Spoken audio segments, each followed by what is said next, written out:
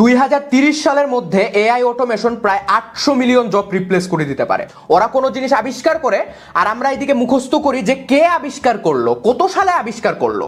Enough. একটু আশপাশটা ভালো করে দেখো তো বস, যেই ফোনটা ইউজ করতেছো, যেই ল্যাপটপটা ইউজ করতেছো, এটা কি 2 বছর আগেও সেম ছিল? আপগ্রেড হয়েছে না?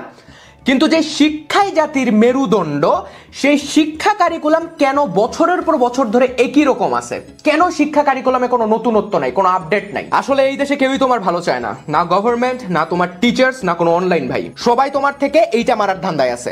তাই তোমার নিজের ভালো নিজেকেই বুঝতে হবে। এআই যেমনে দুনিয়া কাঁপাইতেছে, আর এইদিকে আমরা বসে বসে নদী নৌকার ম্যাথ সলভ করতেছি যে নৌকাটা কোন দিক দিয়ে দিলে ঠিক সোজাসুজি ওপর পারে পৌঁছাবে। এইসব ভণ্ডামির সময় আর নাই। দেখো বস, এআই যেমন অনেক জব খাইয়ে দিবে, তার থেকে কিন্তু অনেক নতুন জব অপরচুনিটিও ক্রিয়েট হবে। আজকে আমি তোমাকে এমন 5টা স্কিল বলবো যেগুলা এই এআই এর যুগেও আগামী 10 বছর পর্যন্ত রেলেভেন্ট থাকবে ইনশাআল্লাহ। অনলাইন গুরুরা ভিডিও বানায় যে পড়াশোনার পাশাপাশি কিভাবে তুমি ইনকাম করবে।